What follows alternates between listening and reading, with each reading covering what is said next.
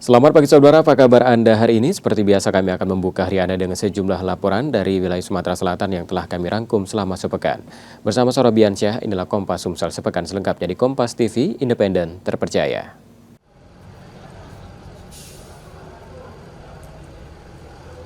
Rombongan kloter pertama jemaah calon haji embarkasi Palembang asal Oku Timur, Sumatera Selatan tiba di Asrama Haji Sumsel pada Jumat 2 Mei 2025 sore. Pelayanan jemaah dilakukan prima, terutama jemaah lanjut usia dan penyandang disabilitas. Setibanya di aula asrama, jemaah menjalani pemeriksaan kesehatan, kemudian diarahkan ke gedung permintaan untuk pendataan. Mereka menerima label identitas untuk tas, gelang haji, serta uang saku sebesar Rp750 atau sekitar 3,2 juta rupiah. Kloter 1 ini merupakan jamaah haji asal Oku Timur, jumlahnya itu adalah 370, itu sudah termasuk 4 petugas kloter, jadi jamaahnya 366 dan ada petugas kloternya 4 orang. Betul. Jadi kalau yang jamaah yang datangnya sore atau malam ke asrama haji, mereka akan mengikuti manasik terakhir atau manasik pemantapan, bukan hanya jamaahnya tapi juga petugasnya. Ada pemantapan petugas itu setelah sholat subuh atau besok pagi, jadi tetap ada pemantapan manasik haji terakhir. Kloter pertama embarkasi Palembang ini terdapat 141 jemaah berusia di atas 60 tahun, termasuk 27 jemaah kategori lansia. Salah satunya Salimin, 93 tahun. Selain lansia, terlihat pula jemaah yang menggunakan kursi roda, seperti Marlina, 54 tahun, yang seharusnya berangkat haji pada 2023, namun tertunda akibat pandemi. Berangkatnya sama siapa, Mbak? Kali sinten, Mbak? Ibu istri. Pengantarnya anak-anaknya. Ada Pak. Niatin nggih. Maju Pak. Muga paling sehat Riko, Fasila sare Riko ngoten. Oh, dikasih kesehatan di sana ya, Mbak? Nggih. Mbak, kerjanya apa, Mbak? Tani. Oh, petani. Ya persiapannya ya terutama fisik lah gitu kan. Karena saya sakit kan. Jadi persiapan ya fisik gitu. Harapannya saya lebih sehat lagi, bisa menunaikan ibadah haji ini dengan baik lah gitu. Semoga nanti perginya segini lebih pulang lebih sehat lagi gitu. Dan jadi haji yang mabrur maunya. Jemaah menginap 1 malam di asrama haji sebelum diberangkatkan pada Sabtu 3 Mei 2025 sekitar pukul 18.30 waktu Indonesia Barat. Muhammad Reza Palhevi, Kompas TV, Palembang, Sumatera Selatan.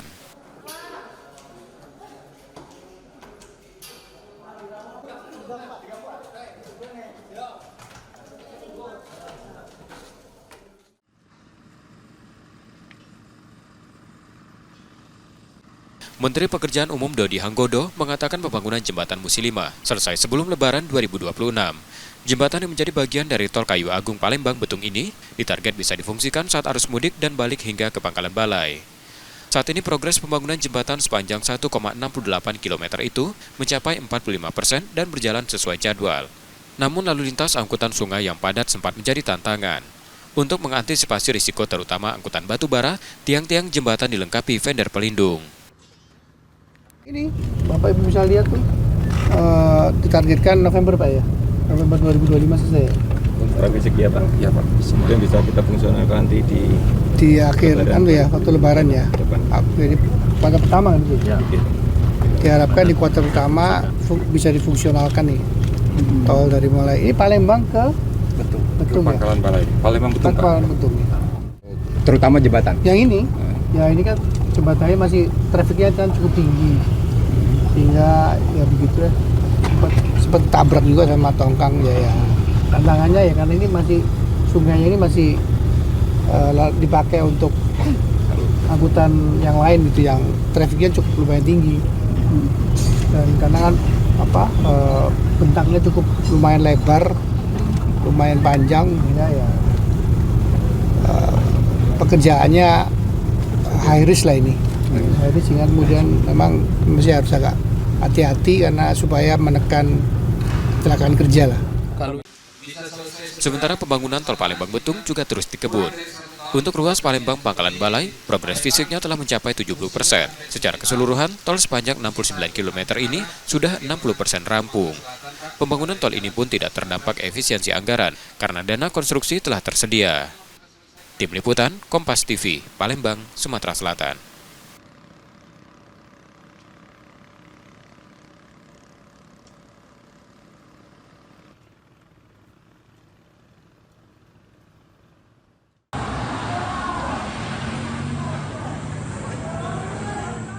Masih terjadinya aksi tawuran dan kekerasan di kalangan pelajar menjadi perhatian serius pemerintah Kota Palembang. Untuk mengatasinya, Pemkot tengah mengkaji penerapan pendidikan militer bagi siswa yang masuk kategori bermasalah di sekolah. Rencana ini akan melibatkan TNI, Polri, serta sejumlah pihak terkait. Saya lagi menjajaki kerjasama, baik dengan TNI Polri maupun dari Polrestabes. Dan apabila nanti kita masih temukan siswa-siswa yang membandel, saya akan adakan kerjasama. Bila perlu, kita sekolahkan dulu di wajib militer lah, kisahnya begitu. Orang-orang yang masih membangkang, diberi teguran demikian, masih juga tidak mempan, kita kerjasamakan dengan TNI Polri atau dari Polrestabes. Ayo kita sekolahkan dulu wajib militernya. Tetapi tentunya harus diadakan pendekatan. Apakah ini cukup dengan pendekatan dengan orang tuanya, artinya dengan belas kasih orang tua, atau dia memang harus segera kita masukkan sebagai wajib militer ke depan. Selain itu, pemerintah Kota Palembang juga berencana menghidupkan kembali peran tokoh agama dan masyarakat dalam membina dan mendidik pelajar. Nur Muhammad, Kompas TV, Palembang, Sumatera Selatan.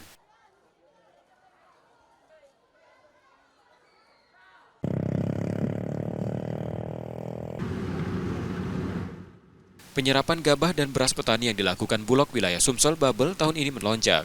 Pada 2022 dan 2023, Bulog hanya menyerap 15.000 ton beras. Tahun lalu naik 31.000 ton, dan tahun ini sudah mencapai 81.000 ton hingga April. Lonjakan penyerapan merupakan bagian dari program swasembada pangan. Penetapan harga gabah 6.500 per kilogram, juga mendorong petani menjual hasil panen ke Bulog. Harga yang kompetitif dan sistem pembayaran tunai atau transfer langsung di lokasi menjadi alasan petani lebih memilih Bulog daripada tengkulak. Yang penting capaian kita berusaha untuk menyerap sebanyak-banyaknya. Di mana ada informasi panen, kita koordinasi dan kita jadwalkan. Sehingga nanti petani itu tidak antri. Artinya dalam melakukan penyerapan itu ada komunikasi lah. Hari ini kami panen di sini sekian hektar, dengan hasil ini nanti tim jemput gabah Bulog turun ke lapangan untuk melakukan pembelian.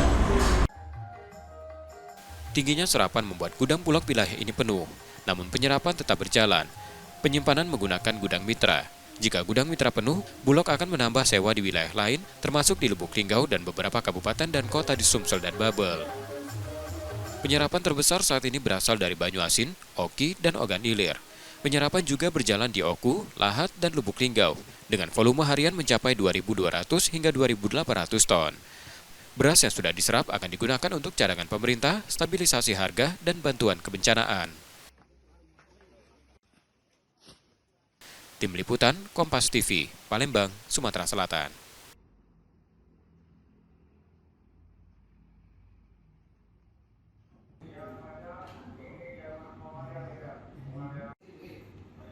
Setelah mendapat perawatan di rumah sakit, Randy melaporkan tetangganya YG ke Polrestabes Palembang atas dugaan penganiayaan.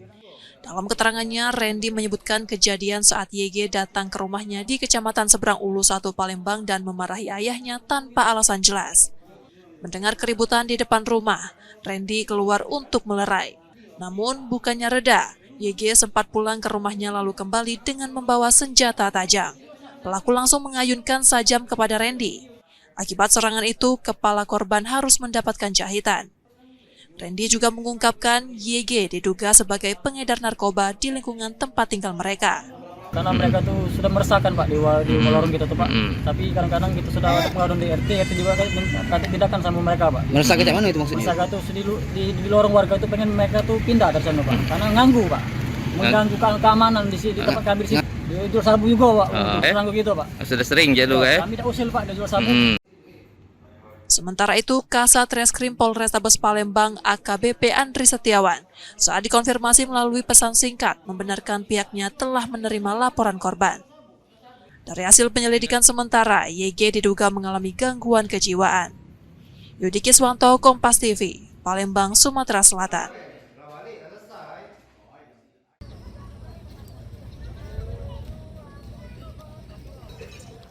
Akses jalan di lorong terusan 1 Kelurahan 5 Ulu, Palembang terputus akibat ambles hingga membuat lubang besar menganga di beberapa titik. Lubang-lubang itu bahkan sudah dipenuhi rumput liar. Warga mengeluhkan kondisi jalan yang dulunya bisa dilalui mobil, kini berubah menjadi jalan setapak licin di tepi anak sungai. Ketua RT 43 Kelurahan 5 Ulu Ahmad Riansyah Putra mengatakan banyak warganya yang terjatuh ke lubang bahkan sampai tercebur ke anak sungai. Selama ini sudah ada pejabat dan anggota dewan yang meninjau lokasi, namun belum ada perbaikan hingga saat ini. Untuk dampaknya itu ya susah akses jalan kita, Pak.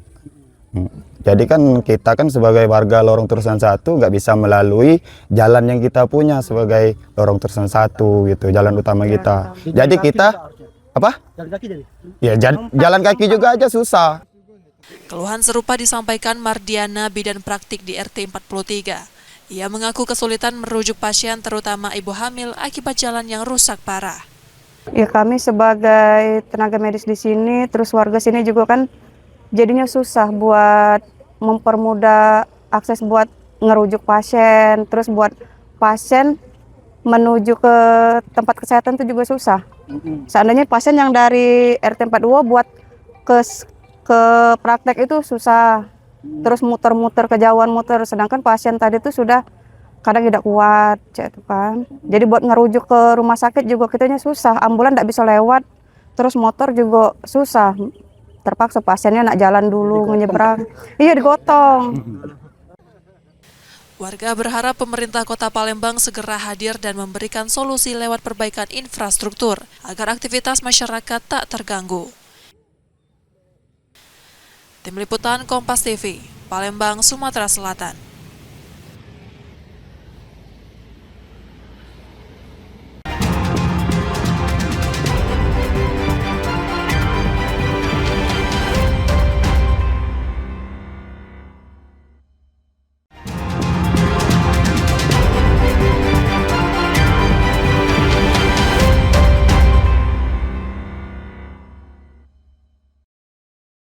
Delapan tahanan Polres Lahat kabur pada Minggu 27 April 2025 dini hari. Mereka melarikan diri diduga dengan menjebol dinding belakang tahanan, tepat di area toilet yang tidak terjangkau kamera pengawas menggunakan obeng. 3 orang tahanan ditangkap kembali di wilayah Kabupaten Lahat dan Muara Enim. Ketiganya adalah Andri Suwardi, Irfan Suryadi, dan Dika Cahyadi. Kabid Humas Polda Sumsel Kombes Nandang Mukmin Wijaya menyatakan tim dari Polda Sumsel telah turun untuk menyelidiki kasus ini. Saat ini masih dilakukan penyelidikan dan pemeriksaan. Nah, terkait dengan masalah sanksi, ya tentunya apabila nanti hasil pemeriksaan dan penyelidikan ini ditemukan adanya kelalaian atau kesalahan di dalam SOP ataupun kelalaian dalam pelaksanaan tugas, tentunya akan ada sanksi yang akan diberikan kepada para petugas yang lalai seperti itu ya. Untuk sementara hasilnya seperti apa, Pak? Apakah masih tim masih melakukan penyelidikan pemeriksaannya. Kabid Humas menegaskan jika ditemukan unsur kelalaian dari petugas jaga yang saat ini masih diperiksa, akan diberi sanksi tegas. Sementara itu pengejaran pada 5 tahanan lainnya yang masih buron terus dilakukan. Tim khusus gabungan melakukan penyisiran di berbagai wilayah Lahat dan sekitarnya, serta memperketat patroli untuk mempersempit ruang gerak para tahanan. Diketahui 8 tahanan yang kabur tersebut merupakan tersangka kasus narkoba dan tindak kriminal umum. Reski Oktora, Muklas Diferensial, Kompas TV, Palembang, Sumatera Selatan. 3 tahanan Polres Lahat yang kembali tertangkap usai kabur berada di 2 lokasi, masing-masing di Kecamatan Gumai Talang Lahat dan Kecamatan Blimbing Muara Enim. Seperti dikutip dari Tribun Sumsel, tahanan yang berhasil ditangkap masing-masing Andri Suwardi, Irfan Suryadi, dan Dika Cahyadi. Tim khusus bentukan Polres Lahat saat ini masih melakukan perburuan dari 5 tahanan lainnya yang kabur dari rutan Polres tersebut. Sebelumnya 8 tahanan kabur dari rutan Polres Lahat pada Minggu 27 April 2025 dini hari. Mereka merupakan tahanan penyalahguna narkoba 5 orang dan 3 tahanan kriminal umum. Mereka diduga merusak dinding tahanan bagian belakang dengan obeng yang dimodifikasi. Dari peristiwa ini, selain membentuk tim khusus memburu para tahanan, Polres Lahat juga tengah memeriksa anggotanya yang bertugas jaga pada saat peristiwa terjadi. Tim Liputan, Kompas TV, Lahat, Sumatera Selatan.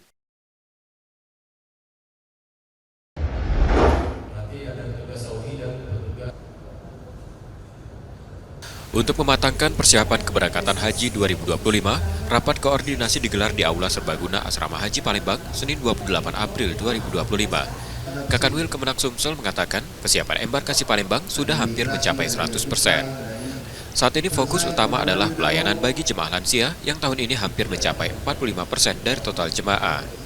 Penyelenggara menghimbau agar seluruh instansi yang terlibat dapat memberikan pelayanan dengan sepenuh hati. Terkait kesehatan, vaksin polio yang menjadi salah satu syarat haji tahun ini telah diberikan kepada seluruh jemaah. Selain itu, di Tanah Suci nanti, jemaah juga akan mendapatkan vaksin COVID-19 dengan prioritas utama untuk lansia. Sudah berapa persen Pak kesiapannya Pak?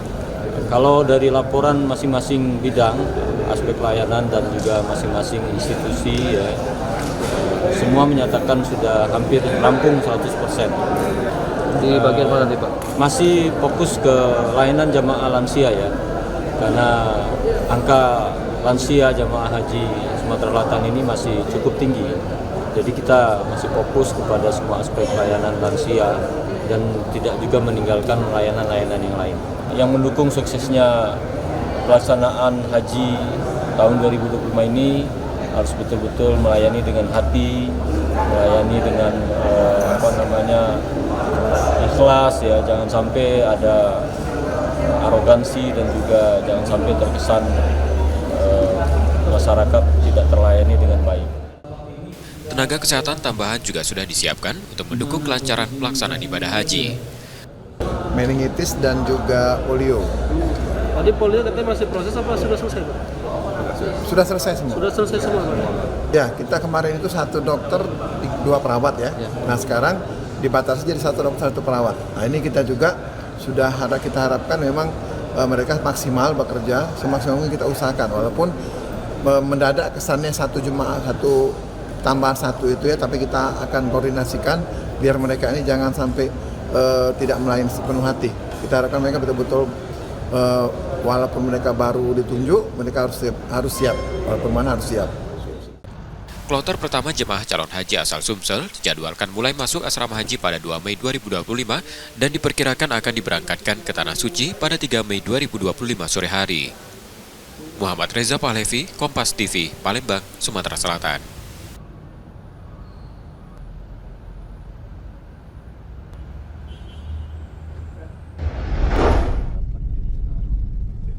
Seorang pengendara mobil merekam aksi pelaku bajing loncat di depan Pasar Induk Jakabaring Palembang pada Minggu 27 April 2025 siang.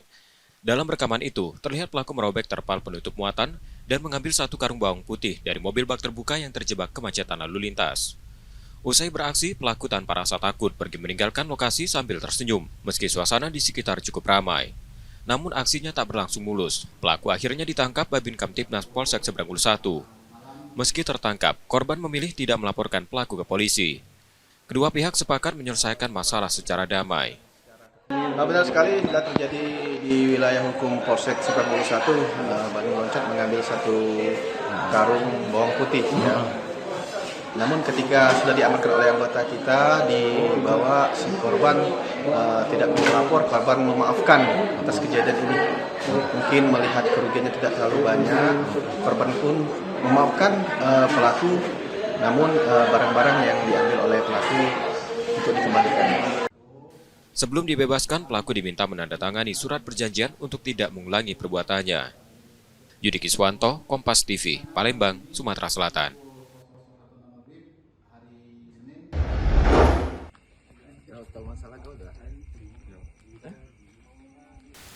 Unit 4 Subdit 3 Jatan Ras di Treskrimum Polda Sumsel menangkap Ferika pelaku penyiraman air keras terhadap Bagus Sajiwo yang merupakan kerabatnya. Penangkapan dilakukan di kawasan Siring Agung, Kecamatan Ilir Barat 1 Palembang, tak lama setelah kejadian yang terjadi pada 21 April 2025. Dari hasil penyelidikan, motif pelaku diketahui karena sakit hati. Ia kesal setelah diusir dari rumah keluarga korban lantaran kepergok hendak memasuki kamar adik korban dan melakukan pelecehan. Sebelum kejadian, pelaku sempat mengajak korban bertemu. Pertemuan itu berujung keributan hingga pelaku menyiramkan air keras yang telah disiapkannya terlebih dahulu. Akibatnya korban mengalami luka bakar serius di wajah, leher, dan dada. Motif sudah kita dalami, sudah kita lakukan pemeriksaan. Memang si pelaku ini memiliki dendam pribadi kepada korban, yang mana memang pelaku pernah tinggal di rumah korban ini. Dia saudara angkat lah diangkat oleh orang tua korban, tetapi pernah dipergoki pelaku ini memasuki kamar adiknya korban ini perempuan jam 3 pagi.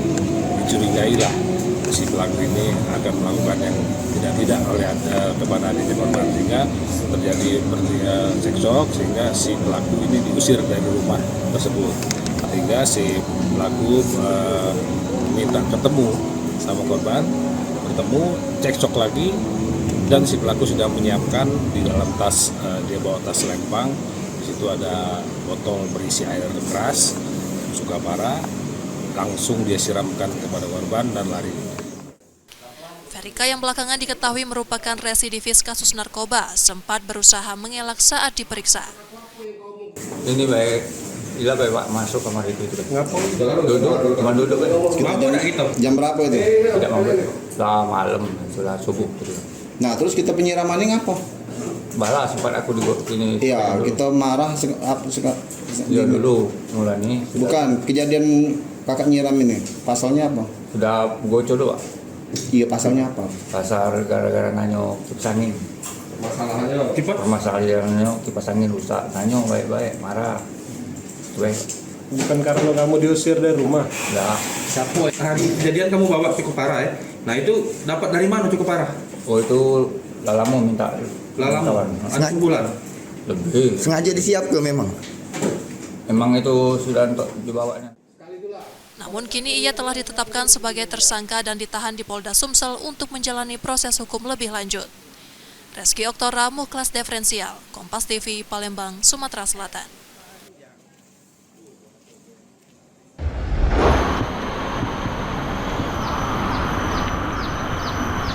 Pasca ditetapkan kembali sebagai bandara internasional, Bandara Sultan Mahmud Badarudin II Palembang berbenah. Koordinasi dengan seluruh komunitas bandara telah dilakukan dan berbagai fasilitas disiapkan untuk mendukung layanan penerbangan internasional. Sebelumnya, Bandara SMB 2 sempat menyandang status bandara internasional. Namun sejak 2 April 2024, status itu berubah menjadi domestik karena tidak adanya penerbangan luar negeri secara reguler.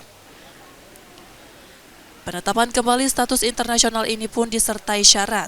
Jika dalam 24 bulan tidak ada penerbangan internasional, maka status bandara bisa kembali turun menjadi domestik.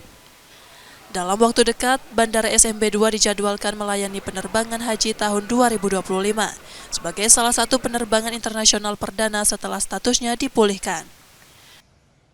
Sesuai dengan KM 26 disebutkan bahwa selama 24 bulan apabila tidak ada aktivitas penerbangan internasional maka akan dikembalikan menjadi bandara udara domestik.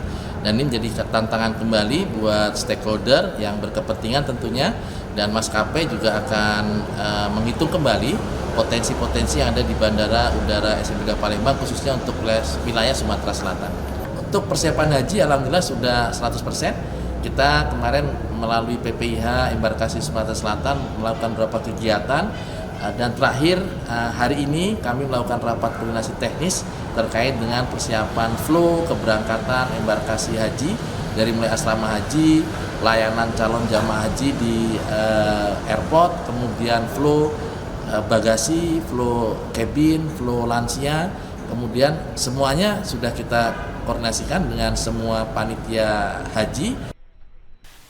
Selain Bandara SMB 2, dua bandara lain di Indonesia juga mendapatkan status internasional, yakni Bandara HAS Hanan Judin di Belitung dan Bandara Ahmad Yani di Semarang.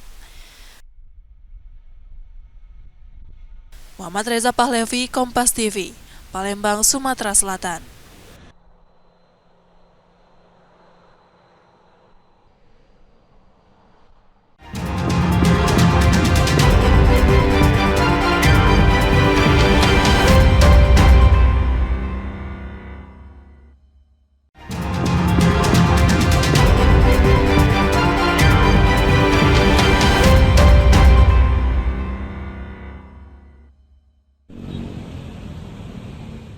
Penyidik Denpom 2 3 Lampung, Rabu 30 April 2025 siang menyerahkan 2 oknum prajurit TNI, Kopda B dan Peltu YHL, ke Auditorat Militer 105 Palembang. Keduanya merupakan tersangka tewasnya 3 anggota Polri Polsek Negara Batin, Waikanan dalam penggerebekan arena judi sabung ayam di Lampung Maret 2025 lalu. Selain menyerahkan kedua tersangka, Denpom juga melimpahkan berkas perkara yang telah lengkap serta barang bukti berupa senjata api.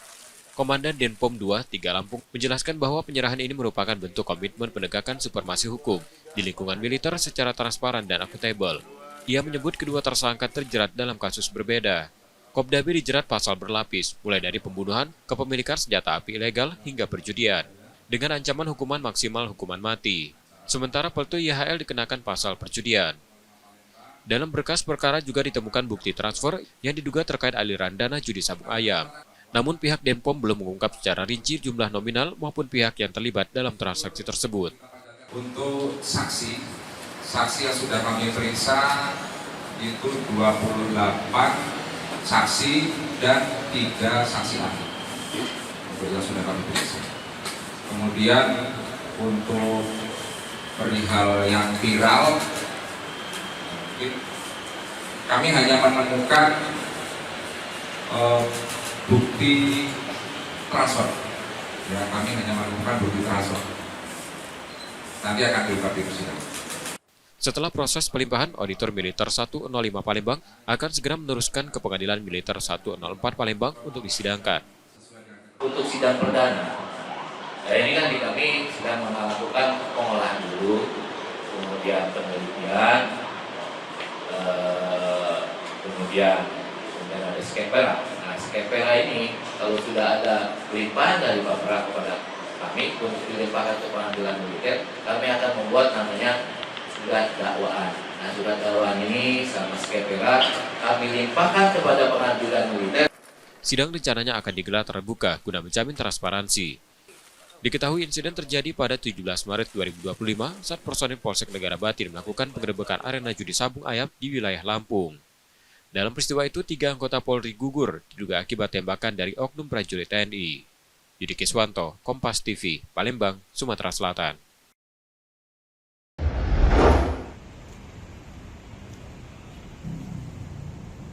Jaksa Penuntut Umum Kejaksaan Tinggi Sumatera Selatan membacakan tuntutan pada terdakwa Fadila dalam sidang di Pengadilan Negeri Kelas 1A Palembang Selasa 29 April 2025 siang. Dalam sidang tersebut, JPU menuntut terdakwa dengan hukuman penjara 4 tahun. Ia dinilai melakukan penganiayaan terhadap Dr. Koas Muhammad Lutfi Hadian yang mengakibatkan korban mengalami luka berat.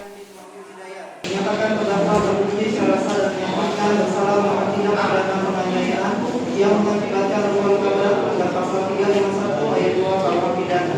2. Menjatuhkan pidana terhadap terdakwa dengan pidana penjara selama 4 tahun di bawah selama terdakwa berada dalam tahanan. Mendengar tuntutan tersebut, mata terdakwa berkaca-kaca saat duduk di kursi pesakitan. Terdakwa melalui kuasa hukumnya menyatakan akan mengajukan pembelaan dalam sidang selanjutnya. Di 351 ayat 2 itu kan jelas bahwa unsur-unsur luka berat itu kan sudah jelas tertulis bahwa harus ada permanen, ibaratnya yang tidak dapat disembuhkan, cacat atau dan lain sebagainya. Jadi kalau kita lihat situ sih terlalu berlebihan jaksa untuk menuntut sampai 4 tahun gitu loh. Kasus penganiayaan ini terjadi pada Desember 2024 lalu di sebuah rumah makan di Palembang. Peristiwa dipicu persoalan internal terkait absensi Dr. Koas, anak majikan terdakwa. Sidang akan kembali digelar pekan depan dengan agenda pembacaan pledoi terdakwa. Yudi Kiswanto, Kompas TV, Palembang, Sumatera Selatan. Kak, tanggapannya Kak, dikit Kak. Dituntut 4 tahun Kak. Tanggapannya Kak. Tanggapannya dikit Kak.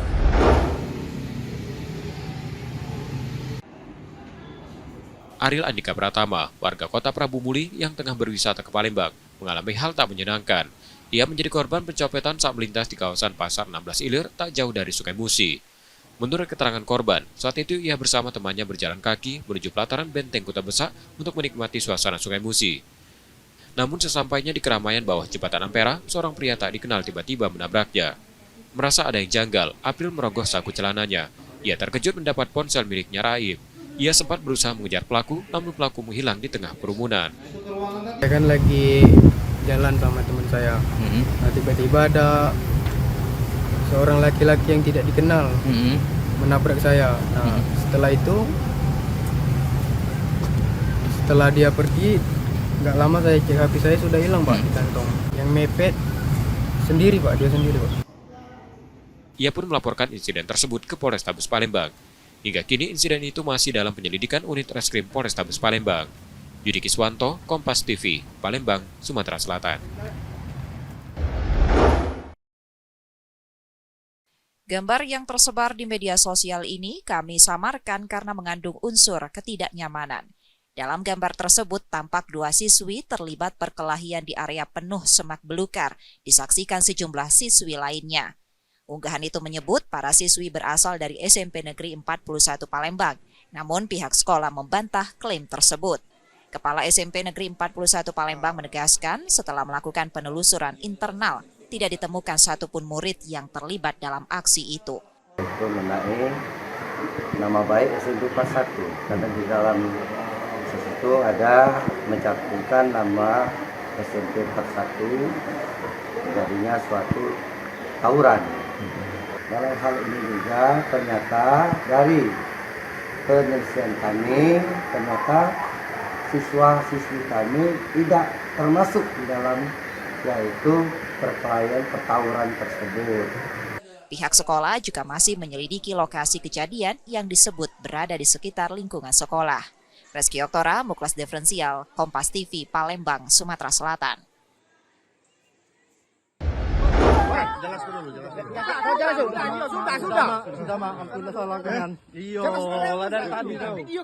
Seorang pria RS yang dijuluki Raja Pencurian Motor di Palembang akhirnya ditangkap unit Ranmor Polrestabes Palembang.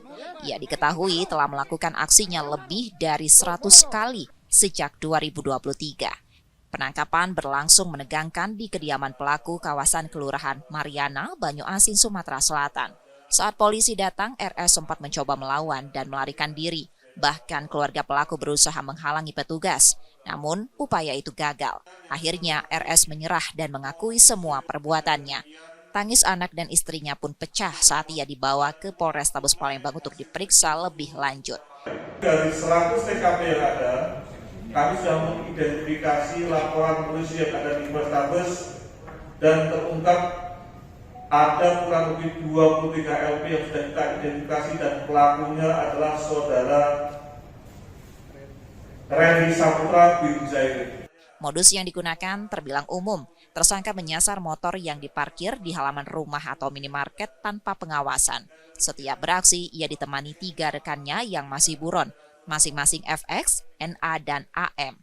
Motor hasil curian dijual ke seorang penadah di Kabupaten Ogan Ilir. Uang hasil kejahatan dibagi rata dan digunakan untuk memenuhi kebutuhan keluarga. Jual satu motor berapa? 4 juta. 4 juta. Pembagiannya? Bagi rata. Bagi rata 1 juta. Ya. Biasanya kamu melakukan itu tuh pakai apa? Apakah kamu rusak kundinya atau terpaksa? Rusak, pakai kunci letter T. Letter T. Semuanya pakai itu? Iya.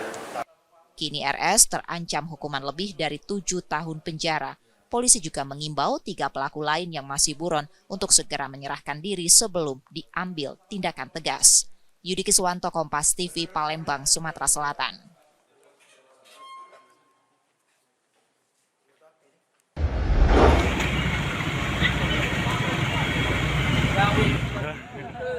Sebuah rumah 2 lantai di Jalan Hoki, Kelurahan Loro Pajo, Kecamatan Ilir Barat 1, Palembang terbakar pada Rabu 30 April 2025 siang. Saat asap tebal tiba-tiba membumbung dari lokasi kejadian membuat warga sekitar panik. Kapolsek Ilir Barat 1 Palembang menyebut api yang sempat berkobar hebat berhasil dipadamkan sekitar 1 jam kemudian usai 6 unit mobil pemadam kebakaran dan petugasnya dikerahkan ke lokasi. Bangunan tersebut diketahui difungsikan sebagai gudang penyimpanan mebel. Belakangan terungkap, rumah itu dulunya milik Wakil Gubernur Sumatera Selatan periode 1997 hingga 2002. Namun kini telah berpindah tangan dan tidak lagi digunakan sebagai tempat tinggal. Untuk kejadian ini, untuk waktu pastinya masih didalami karena kami masih belum mendapatkan informasi yang pasti. Namun saat ini petugas dari PBK bergabung dengan dari pihak kepolisian dan juga dari kecamatan sedang mengamankan lokasi tersebut. Untuk saat ini api alhamdulillah sudah bisa dipadamkan, namun sedang pendinginan oleh tim dari pemadam kebakaran. Untuk dugaan asal apinya, Bang? Masih kami dalami karena masih simpang siur, ada yang berdasarkan informasinya ada percikan dari listrik maupun ada juga dari puntung rokok, masih kami dalami. Bang, infonya rumah ini dijadikan gudang mebel, itu seperti apa, Bang? Untuk informasinya demikian, kami juga infonya sudah dijual oleh pemilik yang sebelumnya kepada pengusaha, namun kami masih mencari informasi lebih lanjut. Polisi masih melakukan olah tempat kejadian perkara dan mengumpulkan keterangan saksi guna memastikan penyebab pasti kebakaran. Reski Oktora, Muklas Diferensial, Kompas TV, Palembang, Sumatera Selatan.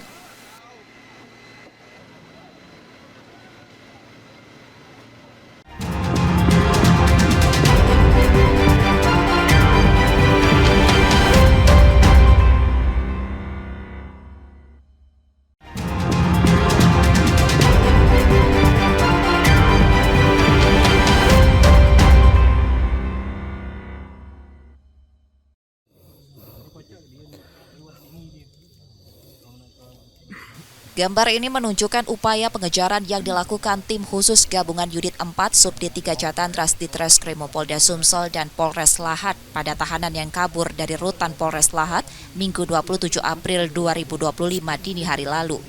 Perburuan dilakukan dengan menyisir kawasan perhutanan dan membuahkan hasil. Di area hutan Desa Talang Tabuhan, Kecamatan Lahat, satu tahanan buron Jimmy Saputra dibekuk tim khusus. Jimmy Saputra diketahui terlibat dalam kasus kekerasan seksual dan merupakan salah satu dari 8 tahanan yang melarikan diri. Dengan penangkapan ini sudah 4 tahanan yang ditangkap kembali, sementara 4 lainnya masih dalam pengejaran. Sementara itu 3 polisi yang bertugas jaga saat insiden pelarian terjadi masih menjalani pemeriksaan Propam Polres Lahat dan Propam Polda Sumsel. Mereka juga ditempatkan di tempat khusus selama pemeriksaan berlangsung. Tim gabungan Polda Sumatera Selatan bersama dengan Polres Lahat telah menangkap kembali satu tahanan yang melarikan diri atas nama Jimmy Saputra bin Margono. Tahanan ini adalah merupakan tahanan kasus pemerkosaan. Tahanan ini sempat bersembunyi di dalam hutan Desa Talang Tabuhan, Kecamatan Lahat, Kabupaten Lahat. Nah, jadi total saat ini tahanan lari dari Polres Lahat ini sudah bisa berhasil diamankan. Ada berjumlah 4 orang dari 8 orang yang sempat melarikan diri. Sebelumnya, ke-8 tahanan melarikan diri dengan menjebol dinding kamar mandi yang terletak di samping ruang tahanan. Pasca insiden ini, pengawasan di Polres Lahat diperketat untuk mencegah kejadian serupa. Reski Oktora, Muklas Diferensial, Kompas TV, Palembang, Sumatera Selatan.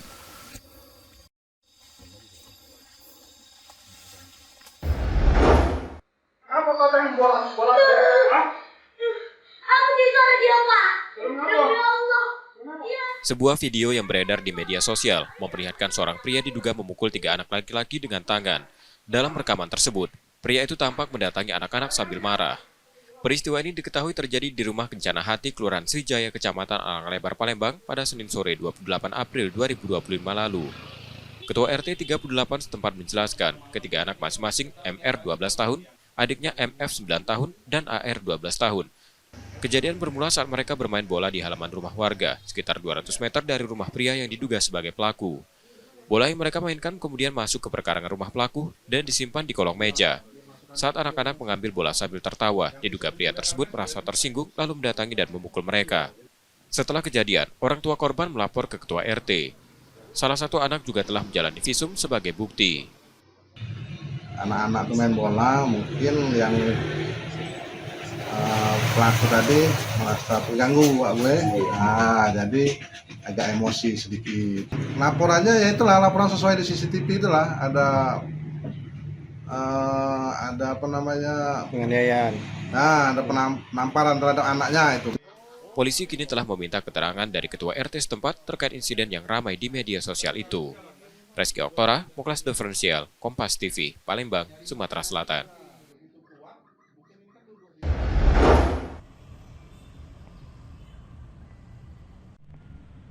Seorang perempuan asal Ogan Ilir, Sumatera Selatan hanya bisa tertunduk saat ditangkap petugas unit pidana khusus Satreskrim Polrestabes Palembang. Perempuan berinisial WA ini ditangkap karena diduga menipu puluhan warga dengan cara menjanjikan pekerjaan di salah satu perusahaan BUMN. Penangkapan WA bermula dari banyaknya laporan penipuan yang masuk ke sentra pelayanan kepolisian terpadu Polrestabes Palembang. Tak hanya warga Palembang, korban juga berasal dari Kabupaten Muara Enim. Cara yang digunakan pelaku menawarkan jalur masuk kerja di salah satu perusahaan BUMN dengan imbalan uang sebesar 5 juta rupiah per orang. Namun, setelah menerima uang dari para korban, WA tak pernah menepati janjinya. Dari hasil penyelidikan, tercatat ada 26 orang yang menjadi korban dengan total kerugian mencapai 130 juta rupiah. Yang bersangkutan menawarkan pekerjaan kepada para korbannya. Diduga sudah ada kurang lebih 11 korban yang dijanjikan untuk menjadi pegawai PT Kereta Api Divre 3 Palembang dengan memberikan imbalan uang satu orangnya kurang lebih 5 juta rupiah. Uang hasil penipuan itu digunakan pelaku untuk kebutuhan sehari-hari karena tidak memiliki pekerjaan tetap. Apa yang ditawarkan kepada korban? Apa? Lowongan pekerjaan. Ngomongnya lewat apa? Face to face, ketemu langsung. Cara nyampaikannya gimana? Dari orang ke orang. Dari orang ke orang. Oh, kamu nyampaikan ke orang, kemudian orang itu menyampaikan pada kamu gitu. Ada yang mau begitu. Sebenarnya kamu kerja di mana sih? Dulu di PLN. Apa? Dulunya di PLN. Dulu di PLN honorer atau pegawai tetap? Honor. Honor di PLN. Kemudian sudah keluar. Sudah. Keluar gara-gara apa? Resign. Resign dia gara-gara apa? Karena nikah, Pak. Apa? Karena nikah. Oh, bukan karena kesetrum. Akibat perbuatannya tersangka terancam hukuman maksimal 7 tahun penjara. Yudi Kiswanto, Kompas TV, Palembang, Sumatera Selatan.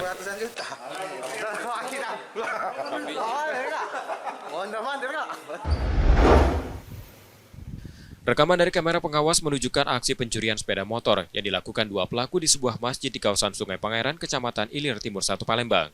Dalam rekaman tersebut terlihat pelaku mendorong sepeda motor dari halaman parkir keluar area masjid. Sepeda motor tersebut diketahui milik salah satu penjaga masjid yang saat itu tengah berada di masjid untuk persiapan sholat subuh. Rekan korban menjelaskan, pelaku yang berjumlah 2 orang diduga membagi tugas, 1 orang mengawasi kondisi sekitar, sementara yang lain membawa kabur motor. Korban baru mengetahui kendaraannya hilang beberapa jam setelah kejadian. Sebelum pencurian ini sempat terjadi insiden serupa dengan sasaran motor milik seorang ustadz yang sedang sholat.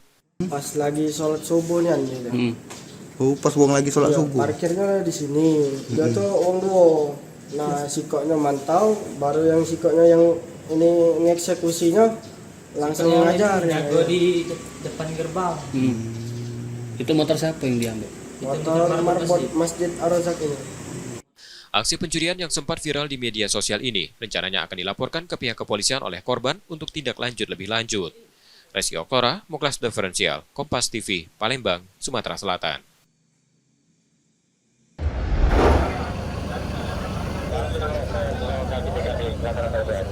Semangat buruh membara di jantung kota Palembang. Di kawasan Benteng Kota Besak mulai dipadati pekerja yang tergabung dalam berbagai serikat buruh. Mereka bersiap menyampaikan aspirasi dalam momentum peringatan Hari Buruh atau May Day pada Kamis 1 Mei 2025 lalu. Aksi diawali dengan konvoi kendaraan roda 2 dan 4 yang bergerak menyusuri arteri utama kota Palembang, hingga di gedung Dewan Perwakilan Rakyat Daerah Sumatera Selatan, tempat suara mereka akan digaungkan. Perwakilan dari berbagai elemen serikat buruh bergantian menyampaikan orasi yang berisi 6 poin tuntutan krusial pada wakil rakyat dan pemerintah Provinsi Sumatera Selatan. Fokus utama tuntutan, revisi upah minimum sektoral Provinsi Sumatera Selatan tahun 2025 sesuai rekomendasi Dewan Pengupahan yang mencakup 9 sektor industri. Selain itu, para buruh mendesak pembentukan peraturan daerah atau peraturan gubernur tentang ketenaga kerjaan yang diharapkan dapat memberikan perlindungan dan kepastian hukum yang lebih baik bagi pekerja di Sumsel. Kalau untuk regional itu yang kami ajukan, karena upah minimum sektoral provinsi itu akan membedakan adanya upah di kabupaten kota yang lain. Karena kabupaten kota yang lain itu di 7 kabupaten kota itu ada upah minimum kabupaten kota. Sedangkan di yang sisanya itu tidak ada, jadi mereka akan pakai upah minimum provinsi yang justru akan lebih kecil. Sehingga kami dengan adanya upah minimum sektoral provinsi akan lebih mendongkrak upah itu satu. Yang kemudian yang kedua, bahwa banyak pelanggaran hak normatif.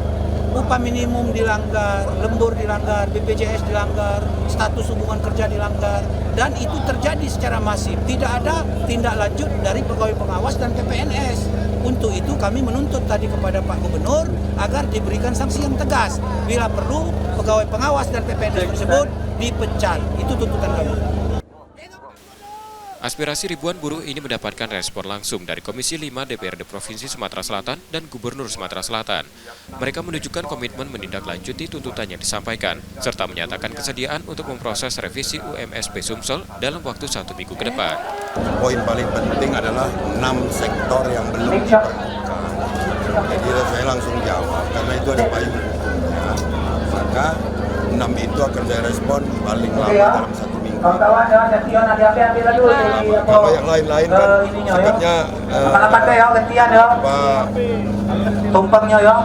Administratif. Pak Gu, terima kasih kami Pak. Aksi buruh ini menjadi penanda peringatan Hari Buruh di provinsi ini. Melalui aksi, pekerja menyuarakan harapan dan aspirasi demi terwujudnya peningkatan kesejahteraan dan keadilan yang lebih baik dalam dunia kerja di Bumi Sriwijaya. Muhammad Reza Pahlevi, Kompas TV, Palembang, Sumatera Selatan.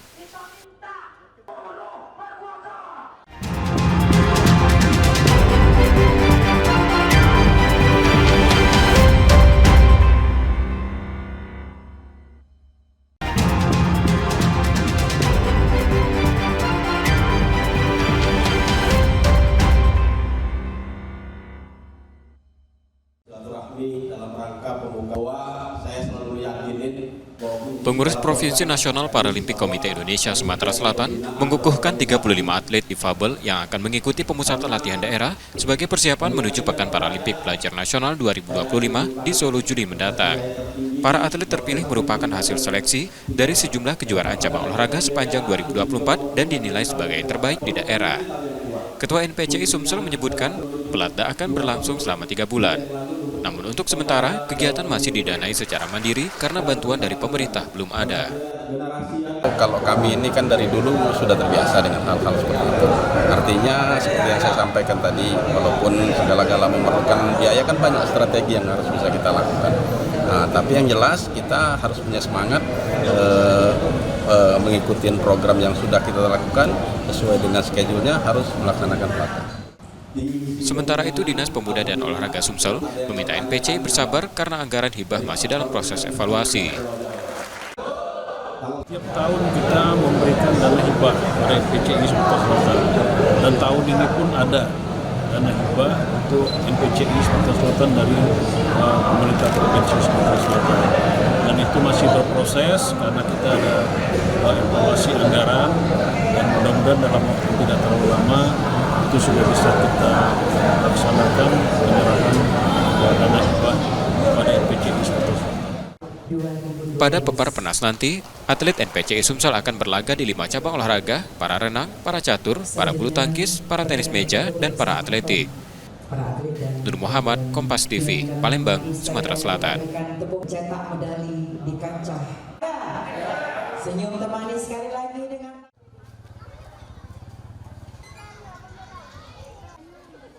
Semarak Hari Pendidikan Nasional 2025 diwarnai dengan nuansa budaya yang kental.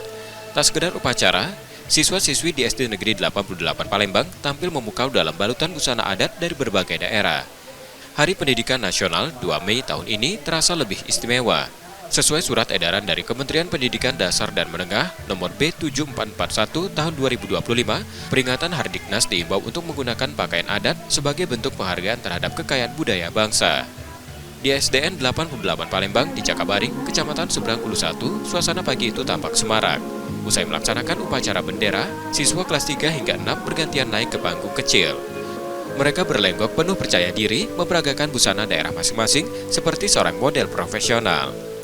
Gelak tawa dan tepuk tangan meriah terdengar dari para guru dan orang tua yang ikut menyaksikan. Tak hanya menjadi kegiatan hiburan, momen ini menjadi sarana edukatif dalam mengenalkan nilai-nilai budaya kepada generasi muda. Bukan main, mereka sangat antusias dan termotivasi Pak untuk lomba untuk memakai baju adat. Seperti Bapak lihat sendiri tadi, mereka ada yang memakai baju adat Kalimantan, NTT, dan lain-lainnya. Semoga pendidikan di Indonesia tambah maju, guru-gurunya sejahtera, Indonesia juga seluruh Indonesia pendidikannya makin ke depan, makin maju, makin sejahtera. Lebih dari sekedar busana, Hardiknas juga menjadi waktu untuk merenungkan kembali pentingnya pendidikan yang merata, inklusif, dan berkualitas. Saya Humaira Atifah. Humaira kita pakai baju adat apa ini Humaira? Baju Kalimantan. Cita-cita saya menjadi akpol. Terus belajar dan jangan putus asa. Kita sebelumnya udah pernah belum pakai baju adat seperti ini? Belum pernah, jadi ini baru pertama kali pakai baju adat. Gimana nih perasaannya pakai baju adat Palembang nih ya? Senang. Bu amak pakai kostum di mana? Di rumah atau di salon? Di rumah. Siapa makein? Ibu. Dengan penuh harap, seluruh insan pendidikan menatap masa depan yang lebih baik, di mana pendidikan tak hanya membentuk cerdasnya pikiran, tapi juga mulianya kepribadian. Muhammad Reza Palevi, Kompas TV, Palembang, Sumatera Selatan.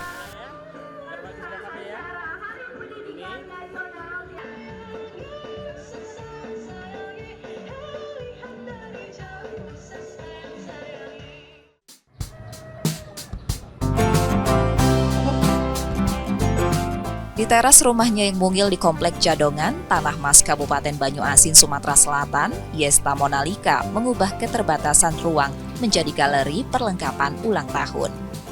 Buket bunga, kue hias, hingga berbagai kreasi dekoratif tertata rapi menjadi wajah usaha rumahan miliknya yang kini dikenal pelanggan setia. Usaha ini berawal dari masa sulit 2 tahun lalu. Yesta, ibu rumah tangga, kehilangan pekerjaannya akibat perusahaan tempatnya bekerja, dijual dan berpindah tangan. Keputusan PHK itu sempat membuatnya panik, namun ia tak larut dalam kesedihan.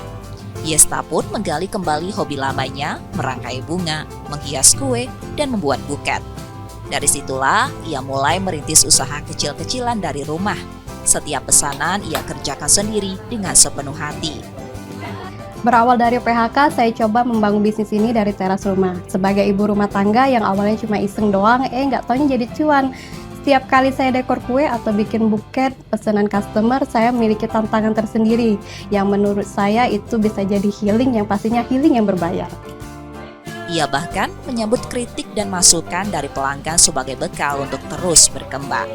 Kreativitasnya diuji hampir setiap hari, mulai dari karakter kartun untuk hiasan kue, permintaan warna buket yang unik, hingga ide-ide segar untuk perayaan ulang tahun. Semua dijawabnya dengan tangan terampil dan ketekunan yang tak surut.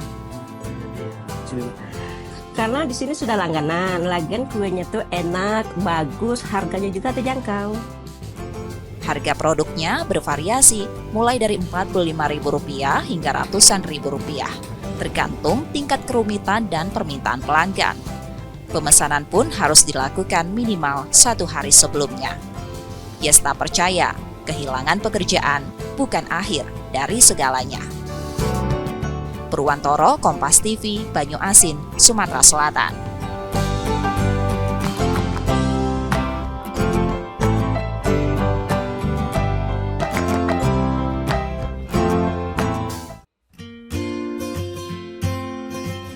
Di rumahnya di Jalan Terusan 1, Kelurahan 5 Ulu, Palembang, Yuli Anggraini tak pernah lelah berkarya.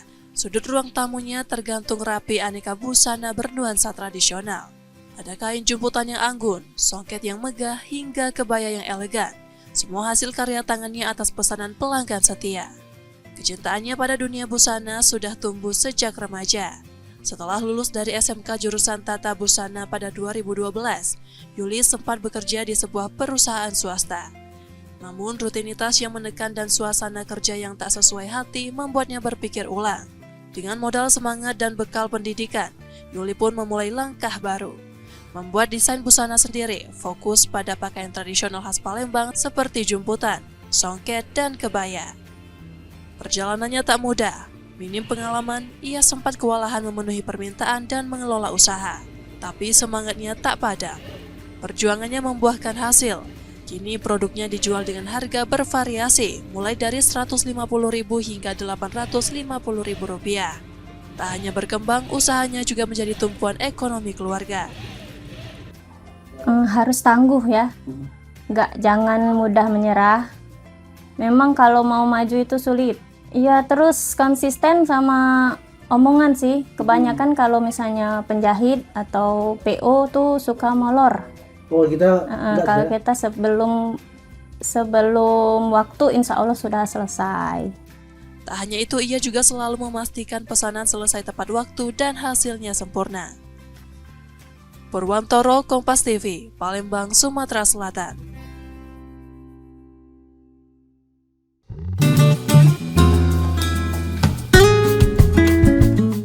Bagi pecinta durian, kreasi satu ini wajib dicoba.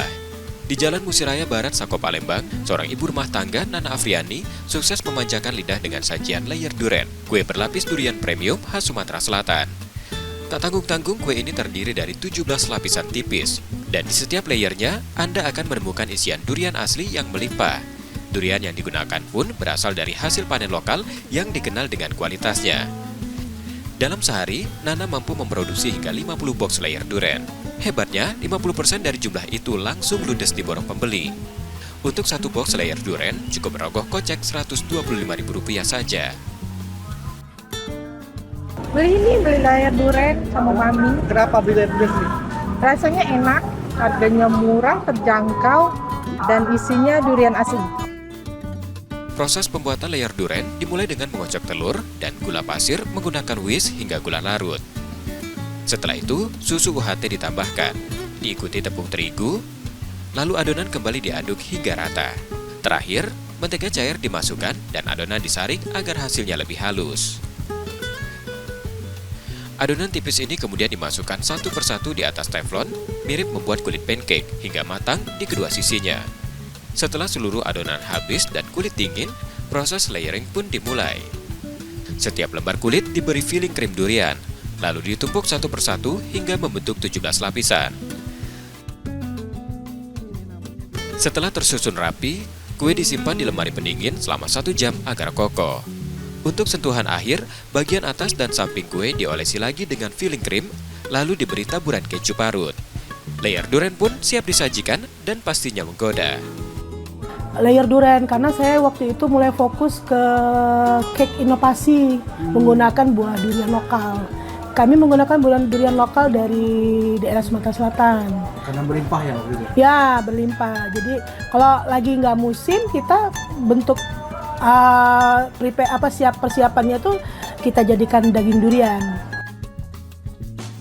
Sejak mulai berinovasi pada 2018, Nana kini sukses mandiri dan menjadi penopang ekonomi keluarga. Tak hanya mengandalkan rasa, Nana juga memanfaatkan teknologi digital untuk memajukan usahanya. Purwantoro, Kompas TV, Palembang, Sumatera Selatan.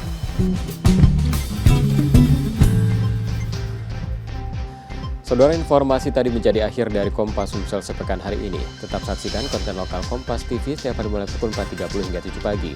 Dan bagi Anda yang ingin berbagi informasi, kritik ataupun saran, dapat mengakses media sosial kami di @kompas.tv Palembang. Akhirnya, saya Rubiansa pamit. Terima kasih dan tetap menyaksikan Kompas TV, independen, terpercaya. Sampai jumpa.